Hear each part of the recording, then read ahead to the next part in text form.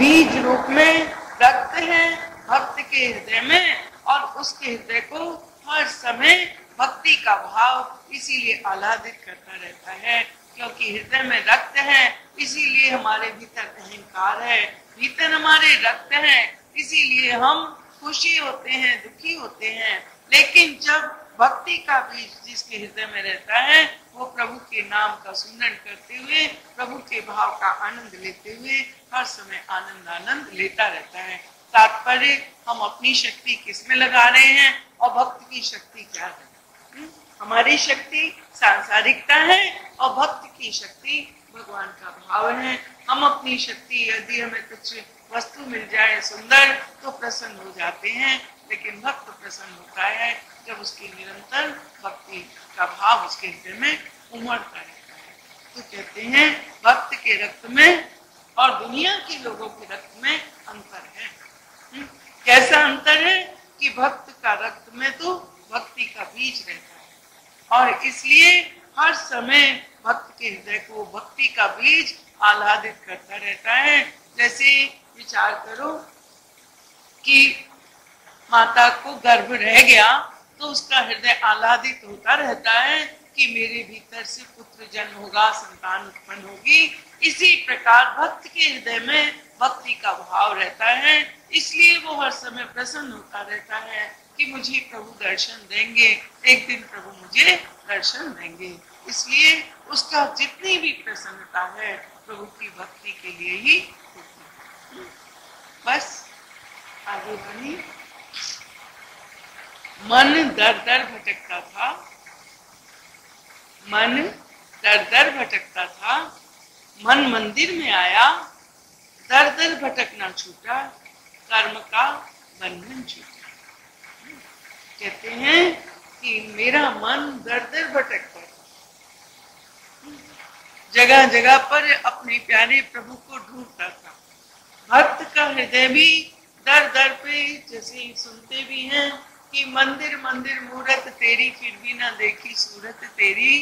क्यों? क्योंकि मंदिर मंदिर में गया, लेकिन मन मंदिर में तो अपने ठाकुर को बिठा नहीं पाया। एक भी इष्ट की भावना अपने मन मंदिर में नहीं आई, इसलिए मन दर दर पर भटकता रहा, दर दर का चक्कर काटता रहा। बोले मन मंदिर में आया, जिस दिन मेरे मन मंदिर में ठाकुर का भाव आ गया, जिस दिन मेरे मन मंदिर में प्रभु का भाव आ गया, सब प्रभु की मूर्ति उतर गई, उस दिन से दर दर का भटकना छूट गया। जब तक हमारे मन मंदिर में भाव नहीं जगता, प्रभु की मूर्ति नहीं आती, तब तक ही हम दर दर भटकते हैं। और जिस दिन मन मंदिर में प्रभु की मूर्ति विराजमान हो जाती है, उस दिन दर दर नहीं भटकता। उस दिन तो उसकी अवस्था बनती है कि दिल के आईने में है तस्वीरें यार, जब चाहा गर्दन झुकाई देखी। अपने इष्ट का ध्यान में ही वो मगन होकर रहता है। बोले जिस दिन मन मंदिर में प्रीतम प्यारा परमात्मा आ गया, उस दिन से दर दर का भटकना छूट गया। और उस दिन से मन में क्या आया कि अब तो कर्म का बंधन छूटा। बहुत से कर्मों के बंधन थे कि हम जाएंगे और मंदिर मंदिर का दर्शन करेंगे। हाँ, कोई जा रहा है दुर्गा जी का मंदिर रोज दर्शन करने के लिए, कोई जा रहा है किसी भी मंदिर में दर्शन करने के लिए, कोई कहता है इतनी माला का जप नहीं करेंगे तो हमारा काम पूरा नहीं होगा, कोई कहेगा हमारा पाठ करेंगे तो पूरा नहीं होगा। तो ये सारे कर्मों के बंधन में बंधा हुआ इंसान रह जाता है, भक्ति नहीं हो पाती है। और इस प्रकार मतलब एक तरह से उसका मतलब जो और दूसरे कर्म है वो तो रहते ही हैं, साथ साथ ये कर्म और बढ़ जाते हैं और कर्मों का बंधन बढ़ जाता है। कहते हैं जिस दिन से मन मंदिर में प्रीतम प्यारा आया, उस दिन से सारे कर्मों के बंधन छूटे, बस याद में ही आनंद आता है। प्रभु को हर समय सुमिरन करता है, जिसमें मन लग गया वो उसको फिर बार बार करने की आवश्यकता नहीं रहती, वो अपने आप होता है। मन लग गया तो विद्यार्थी अपने आप शिक्षा प्राप्त कर लेता है, और मन लग गया तो भक्त की भक्ति स्वतः सहज रूप में अपने अपने आप चलती रहती है। मन मंदिर में ठाकुर आया, भाव जागा तो अपने आप उसका दर दर भटकना छूटा और उसके कर्मों का, सारे कर्मों का बंधन छूटा। कर्म बंधन में बंधा हुआ वो न जाने कितनी क्रिया उसको करनी पड़ती थी, लेकिन आज कर्म का बंधन छूटा। मतलब जो भी कर्म वो करता है उस कर्म का उसको बंधन नहीं लगता। ऐसे तो कर्म बांधते हैं ना, जो भी कर्म करोगे, जो मन में विचार करोगे, वो तुम्हारे भीतर संस्कार बन के दूसरा जन्म देने के लिए तैयार हो जाएंगे। लेकिन अगर तुमने क्या किया कि मन मंदिर में ठाकुर को बिठा लिया, तो इसके बाद कोई भी कर्म तुम्हारा बनेगा नहीं और इसलिए कर्म के सारे बंधन छूट जाएंगे। कोई कर्म तुम्हें बांधेगा नहीं, कभी भी विवश होकर इस संसार में तुम्हें नहीं आना पड़ेगा, क्योंकि तुम्हारे जीवन रथ पर भगवान विराजमान हो गए, क्योंकि तुम्हारे मन मंदिर में ठाकुर जी आकर विराजमान हो गए। इस प्रकार इस वाणी को लेकर वाणी को पूरा कर ले। वाणियां हुई काफी हमें। धुन, अंधी, लगन, शांत, ये भी यहीं से शुरू है। धुन अंधी, लगन शांत, धुन पागल बनाती, लगन कांति से मिलाती। कहा कि धुन तो अंधी है, वो ये नहीं देखती कि मुझे क्या पाना है, पाने की बात नहीं होती उसको, बस उसके जिसके मन में जो धुन लग गई बिना सोचे विचारे उसी धुन में वो लग जाता है। लेकिन जो लगन लगती है उसके साथ साथ उसके जीवन का एक उद्देश्य भी होता है, उसका सामने एक लक्ष्य भी होता है कि मुझे क्या प्राप्त करना है, और उस प्राप्त के लिए वो धैर्य पूर्वक अपने आप में लगन पूर्वक आगे बढ़ता ही चला जाता है। इसलिए लगन शांत है। लगन अंधी नहीं है, धुन अंधी है, उसे तो ये दिखलाई नहीं देता कि आज मुझे क्या करना है और किस प्रकार मुझे अपने इष्ट को प्राप्त करना है। वो अंधी है, उसे कुछ पता नहीं लगता। लोगों की देखा देखी धुन लग गई, हम भी इतना व्रत करेंगे, हम भी उस तीर्थ पर जाएंगे, लोगों की देखा देखी हम सारी धुन हमको लग जाती है, और वो धुन हमें कहाँ पहुंचाती है? केवल पागल बना देती है। धुन हमें केवल पागल बना देती है, बिना सोचे विचारे दूसरों की देखा देखी हम भी किसी धुन में लग जाते हैं, और फिर वो धुन हमें कुछ कहीं पहुंचाती नहीं है। लेकिन लगन शांत है, लगन जिसको लग गई वो शांत होकर मतलब अपने लक्ष्य की ओर ध्यान रखते हुए और धीरे धीरे अपने प्यारे प्रभु की ओर आगे बढ़ता चला जाता है। इसलिए लगन उसको उसके इष्ट से मिलाती है, लगन उसको उसके लक्ष्य पर पहुंचाती है। एक तो धन कमाने की लोगों को धुन लगती है, भला नहीं देखते, बुरा नहीं देखते, बस किसी तरह से हमको तो पैसा कमाना है, तो उनको धुन लगी हुई है और वो धुन उनको पागल बना देती है। इस हद तक पागल बना देती है कि फिर बिना भला बुरा सोचे हुए उनको बस पैसा कमाते जाते हैं। क्या करेंगे उस पैसे का ये भी उन्हें पता नहीं होता। एक धन कमाने की भी लगन लगती है, अपने ठीक ढंग से, ठीक सही ढंग से लगन पूर्वक जो धन की कमाई भी करते हैं वो भी शांति पूर्वक धन को भी कमा लेते हैं। तो ये तो परमात्मा का भाव है। इसमें भी यदि थोड़े दिन की धुन लगी और पागलों की तरह धुन लगी और पागलों की तरह से धुन उतर गई, तो ये धुन तो कहीं पर भी पहुंचाएगी नहीं। लगन लगी हो तो अपने जीवन में धीरे धीरे उस लगन के द्वारा वो भगवान को प्राप्त करके ही रहेगा, चाहे कितनी बार उसे पीछे लौटना पड़े, लेकिन फिर वो आगे बढ़ेगा, वो अपने जीवन में प्रभु को प्राप्त करके ही रहेगा। फिर कहा ये पुकार है या पुकार का उपचार। पुकारो कुछ इस प्रकार पुकारो कि तुम्हारा अपना भी दिल हिल जाए और जिसे तुम पुकार रहे हो उसका भी दिल हिल जाए। इन्हीं वाणियों के साथ वाणी को विश्राम।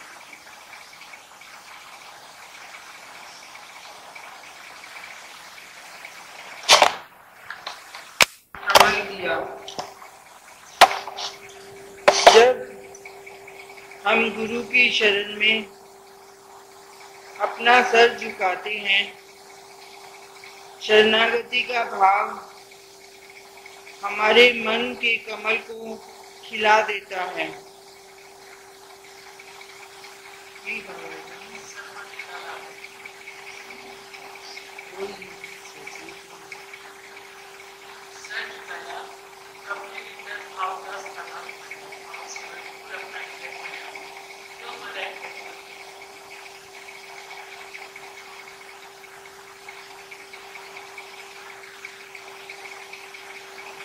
और माँ सरस्वती की कृपा से ही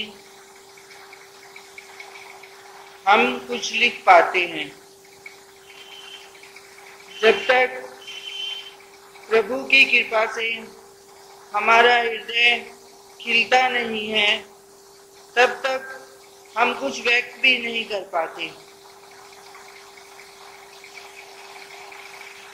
खिलना और लिखना सब उसी की कृपा पर निर्भर करता है।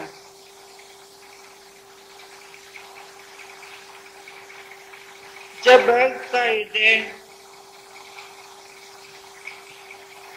उसके प्यार में, उसके भाव में इतना डूब नहीं जाता, तब तक वह व्यक्त कहाँ कर पाता है।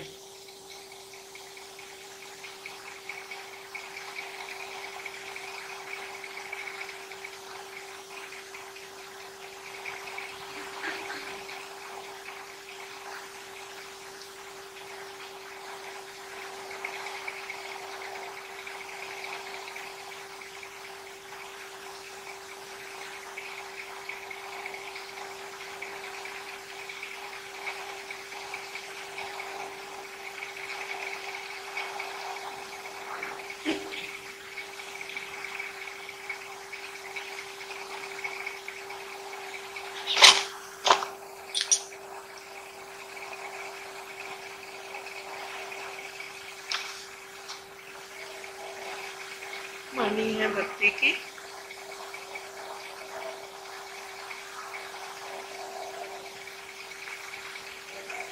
कि सर ने कमल दिया, सरस्वती ने कलम, खिलना लिखना सरस्वती की कृपा है। कह रहे हैं जब सद्गुरु की शरण में आकर किसी के भीतर ज्ञान की जागृति होती है, तब उसके हृदय में सद्गुरु की कृपा से भाव का सरोवर बन जाता है उसके जीवन में। और जब सरोवर बनता है तो कमल खिलता है। जब रस आएगा तभी हृदय खिलेगा। जब सूखे ज्ञान से किसी के हृदय कमल में प्रसन्नता का बोध नहीं आएगा। प्रसन्नता का बोध तभी आता है जबकि पहले हमारे जीवन में प्रभु भक्ति का रस आया। प्रभु भक्ति का रस आया तो हमें कमल खिला हमारे हृदय का। और जब सद्गुरु की कृपा से सरस्वती माने ज्ञान की भावना जागृत हुई, और कैसा ज्ञान, प्रेम से भरा हुआ ज्ञान, प्रेम से भरा हुआ ज्ञान जब जागृत हुआ अंतर प्रेरणा से, तो हमारे हाथ में कलम आ गई, तब व्यक्ति लिखने लगा। तो कहते हैं खिलना हो या लिखना हो, सब सरस्वती की कृपा है। और गुरुदेव ने कहा है कि सरस्वती है वो भावना जो प्रभु के भाव को, प्रभु का नाम लेते ही और रस से परिपूर्ण हो जाती है, वही भावना सरस्वती है। कौन है सरस्वती? वो भावना जो भावना प्रभु को याद करते ही रस से भर जाती है। आप अभी अपने बच्चे को याद करोगे ना, आपके चेहरे पे एक रस आ जाएगा वात्सल्य का। ऐसे ही जब कोई प्रभु को याद करता है, जब अपने इष्ट को याद करता है, उसके चेहरे पर एक मधुरता सी आ जाती है। वो मधुरता क्यों आई? क्योंकि उसके भीतर भक्ति का रस है। भक्ति का रस है मीरा के मन में, तो उसके भीतर भगवान के पद निकलते जाते हैं उसके मुख से, क्योंकि उसको सरस्वती जागृत हो गई उसकी। किसकी सरस्वती जागृत होती है? जिसके ऊपर सद्गुरु की कृपा होती है, जिसके भीतर प्रभु का प्रेम होता है, जो भक्ति के भाव में मगन होता है। तो सर ने कमल दिया, हमने सद्गुरु के चरणों में सर झुकाया और हमने सर झुकाकर क्या पाया कि अपने भीतर ही भाव से भरा हुआ एक सर है। और भाव से भरा हुआ जब अनुभूतियां पाई अपने भीतर, भाव से भर गए हम, तो हमारे हृदय कमल खिलने लगा। और फिर हृदय कमल खिलेगा तो भीतर से सरस्वती भी जागृत होती है, क्योंकि कमल पे ही सरस्वती का जन्म, कमल पे ही सरस्वती होती है। तो जैसे पहले चाहिए तालाब, तो पहले चाहिए भाव, फिर भाव से खिलेगा कमल, भाव से खिलेगा तुम्हारा हृदय, और हृदय जब तुम्हारे भीतर खिलेगा, अपना हृदय जब प्रस्फुटित होगा, तब उसी के ऊपर सरस्वती आएगी। जिसके जीवन में हृदय कमल मुरझाया हुआ है, उसके भीतर सरस्वती नहीं आती। जब सरस्वती का जन्म कब होता है? जबकि हृदय कमल खिलता है। तो कहते हैं पहले सर झुकाया तो भाव का सरोवर पाया, और भाव के सरोवर में खिल उठा मेरे हृदय का कमल, और फिर उस पर जन्म हुआ सरस्वती का। जब अपने भीतर प्रसन्नता जागृत होती है, तो अपने आप ही भीतर से सरस्वती भी जाग जाती है। कहते हैं चाहे खिलना हो और चाहे लिखना हो, चाहे हम प्रसन्न हुए हों और चाहे खिले हों, लेकिन सब में सरस भावना आवश्यक है। जब तक रस नहीं, तब तक हमारे जीवन में क्या होगा? ना हम लिख सकेंगे, ना प्रसन्न हो सकेंगे और ना खिल सकेंगे। ठीक है, आगे समझेंगे इसको। ये नहीं है सुन के रह जाएंगे, उसको समझेंगे। जब तक सतगुरु के चरणों में सिर नहीं झुकाओगे, भाव नहीं मिलेगा। भाव नहीं मिलेगा तो प्रसन्नता भी नहीं मिलेगी, और प्रसन्नता नहीं मिलेगी, सच्ची प्रसन्नता, आनंद की भावना जब जागृत होती है, तब अपने आप में ही भीतर से सरस्वती भी जागृत हो जाती है, और तब एक अद्भुत आनंद भक्त को मिलता है। एक आनंद तो केवल इसका है कि हम मतलब खुद में प्रसन्न है। एक आनंद है कि भीतर से भाव की जागृति होने से भीतर से सरस्वती भी निकल रही है, ज्ञान भी प्रकट हो रहा है, भाव भी प्रकट करने की, शब्द की सामर्थ्य भी जागृत हो रही है। तब प्राणी अपने जीवन में एक और अलौकिक आनंद की अनुभूति करता है। ठीक है, आगे की वाणी है। प्रेमी ने भक्त कहा, भगवान हंसने लगा। सांसारिक लोग भगवान का प्रेमी सुनना क्यों पसंद करते? प्रेम सुप्त, अंतरात्मा तृप्त। क्या हुआ तात्पर्य? प्रेमी ने भक्त कहा, भगवान हंसने लगा। कौन सा प्रेमी बताइए?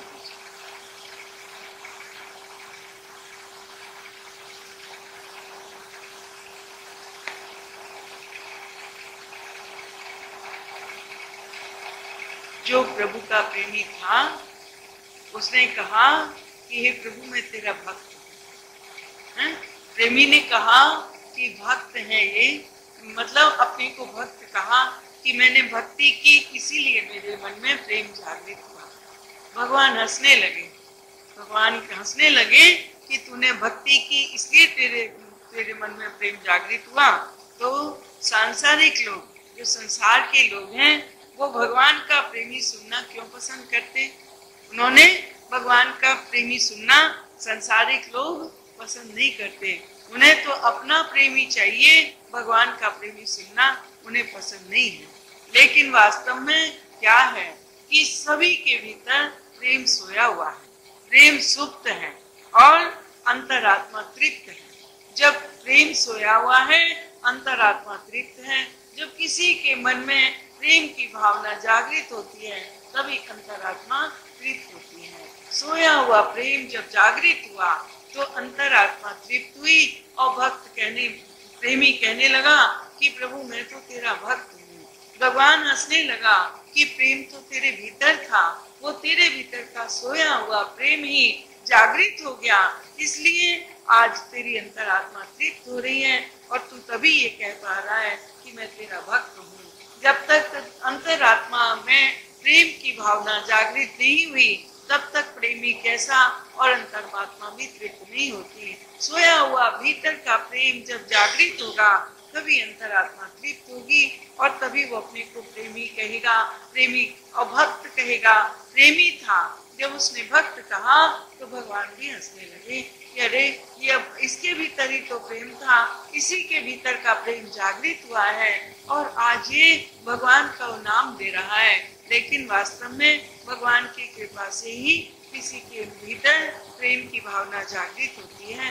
लेकिन सांसारिक लोग भगवान का प्रेमी सुनना पसंद नहीं करते। वो ये पसंद नहीं करते कि भाई हम भगवान के प्रेमी हैं, उनको तो दुनिया का प्रेमी सुनना ही पसंद आता है। भगवान के प्रेम को वो कहने लगते, प्रेम नहीं मानते, बल्कि उसे तो भक्त कहते हैं।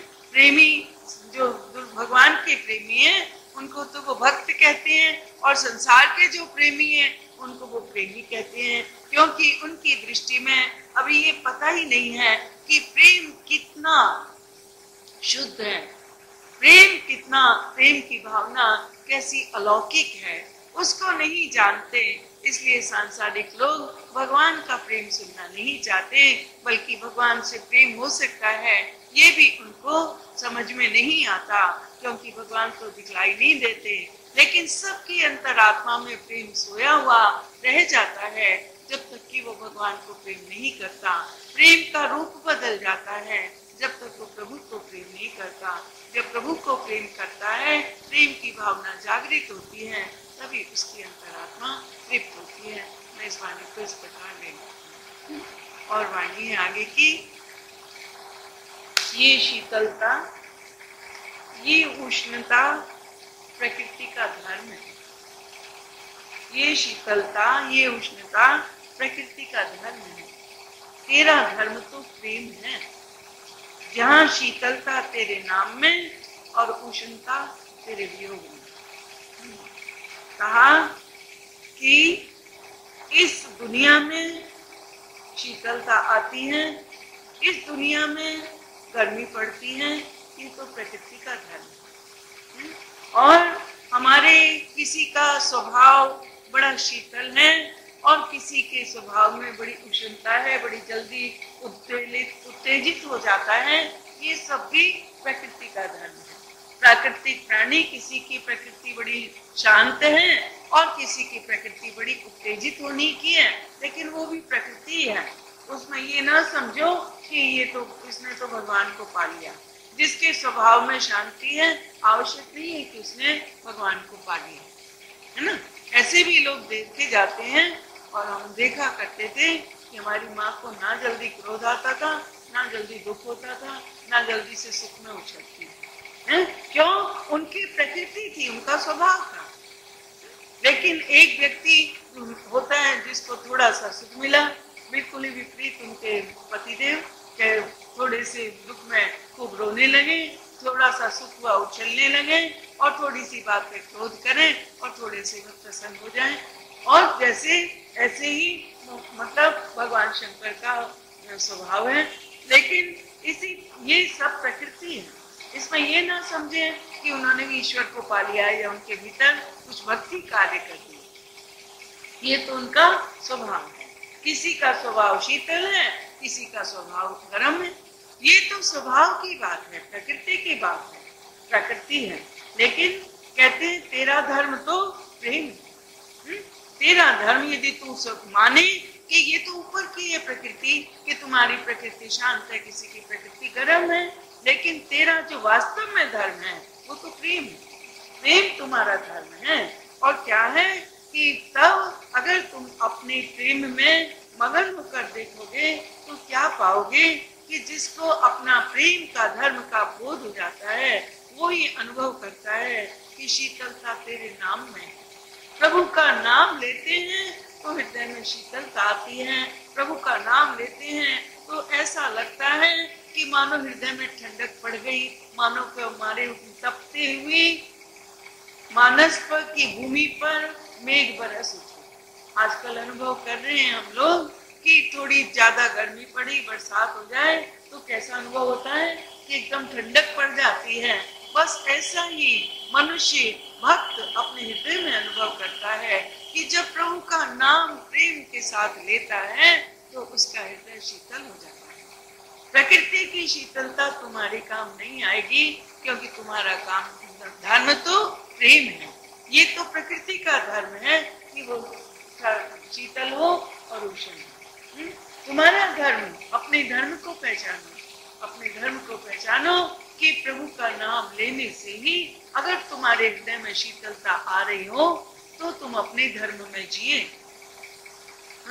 तुम वास्तव में, हम हिंदू मुसलमान अपना धर्म मानते हैं, वास्तव में हमारा सबका धर्म है कि प्रभु का नाम लेते हुए यदि हमारे हृदय को शीतलता मिलने लगे तो समझ लो तुमने अपने धर्म का पालन किया या तुमने अपने धर्म में जीना शुरू किया। और उष्णता तेरे वियोग में, यदि प्रभु का नाम नहीं आ रहा और यदि हमारा मन सूखा सूखा है तो फिर उसके वियोग में ही हमारे मन में एक तपन रहती है, उष्णता रहती है, मन की भूमि तपने लगती है कि हे प्रभु तेरा नाम मेरे मन में क्यों नहीं आ रहा। प्रभु का वियोग ही, प्रभु से दूर रहना ही, प्रभु के भाव से दूर रहना ही उसके हृदय को गर्मी देता है।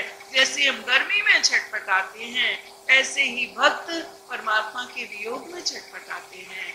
जिस प्रकार हम अपने आप में अनुभव करते हैं कि मछली को यदि पानी ना मिले तो कैसे छटपटाती है, क्योंकि पानी उसको शीतलता देता है।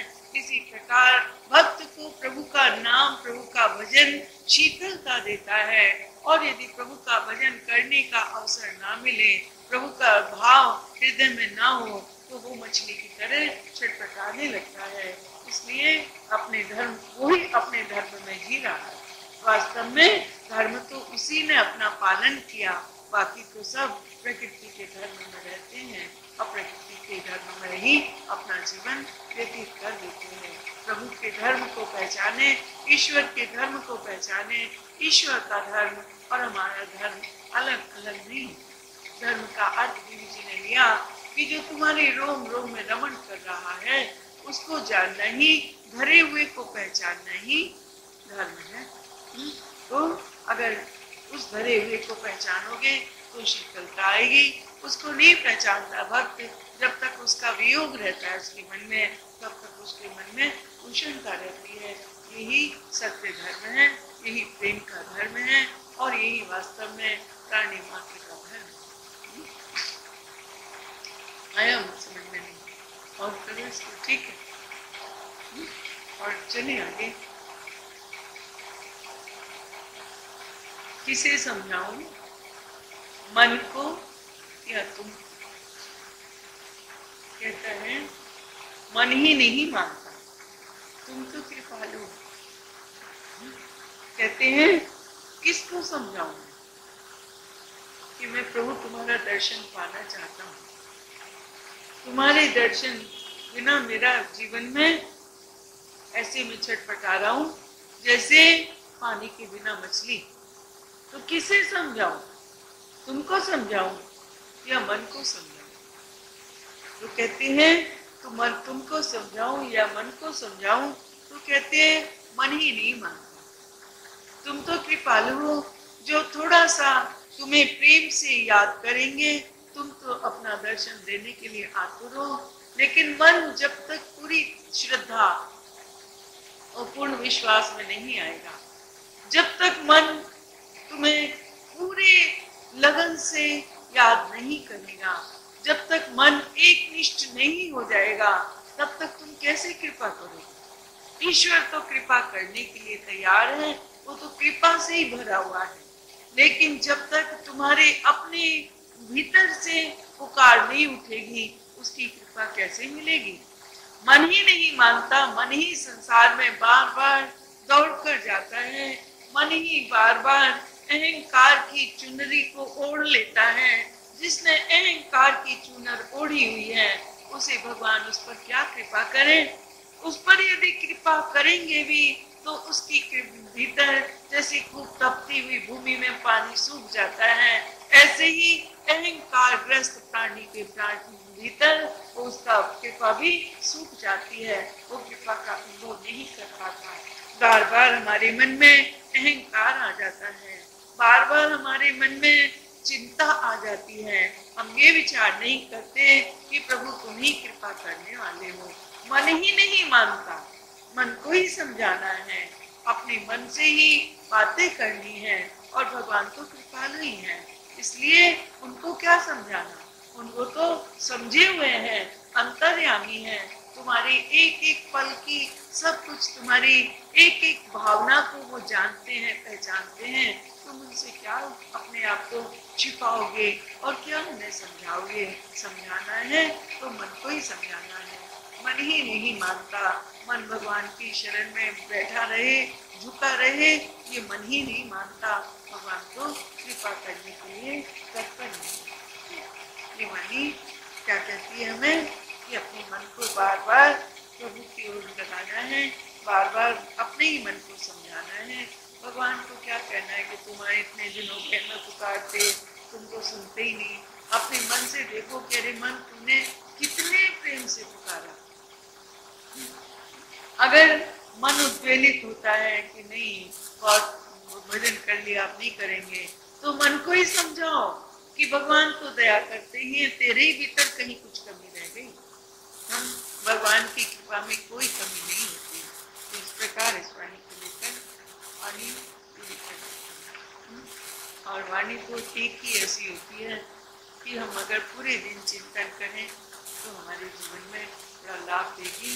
लेकिन हम तो 4 वाणी पढ़ चुके, और 4 वाणी में से जो वाणी आपके मन को ज्यादा स्पर्श करे, उसी वाणी को लेकर चिंतन करोगे, मनन करोगे, मन को समझाओगे, तो फिर अपने आप ही भगवान की कृपा मिलेगी। इस वाणी के साथ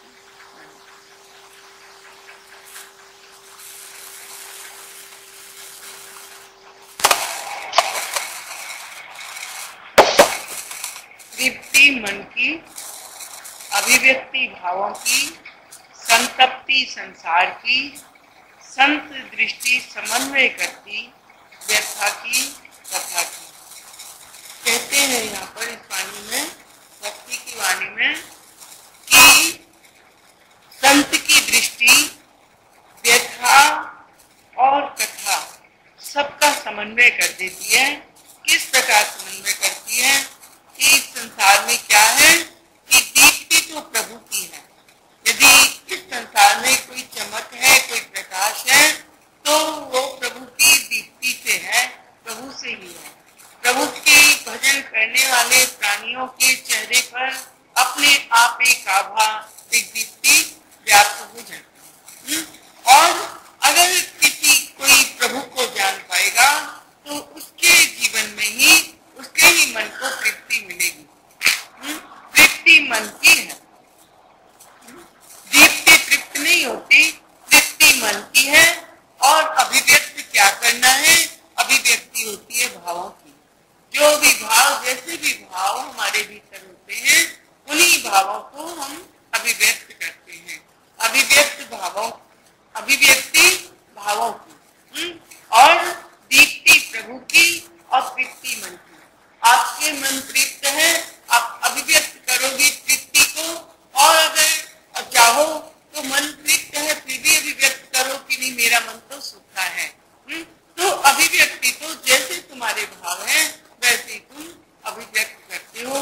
जैसे किसी के पास कुछ भी ज्ञान नहीं है, लेकिन वो अपने लिए दिखलाता है कि ज्ञान है, तो वो दम्भ के भाव को व्यक्त कर रहा है।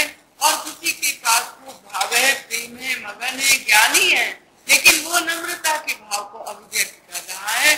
तो अभिव्यक्ति भावों की है और संतप्ति संसार की है। अगर कहीं किसी भी कारण से ताप मिलता है तो संसार के कारण मिलता है, संतप्ति संसार की है। भगवान का भजन करने वाला कभी संतप्त नहीं होता, और संसार में रहने वाला प्राणी ही, संसार के भावों में ही जीने वाला प्राणी ही संतप्त होता है। उसी को ताप लगता है। चिंता संतप्त किससे होते हैं? क्रोध से, चिंता से, व्याकुलता से। और हम हमारे जीवन में किसी वस्तु का अभाव हो तो हम संतप्त होते हैं, अन्यथा यदि भाव से भरे हुए हैं तो हम संतप्त नहीं होते। वस्तु का अभाव हो, लेकिन अगर हमारे मन में प्रभु की भक्ति हो तो हम संतप्त नहीं होते। संतप्त तभी होते हैं जबकि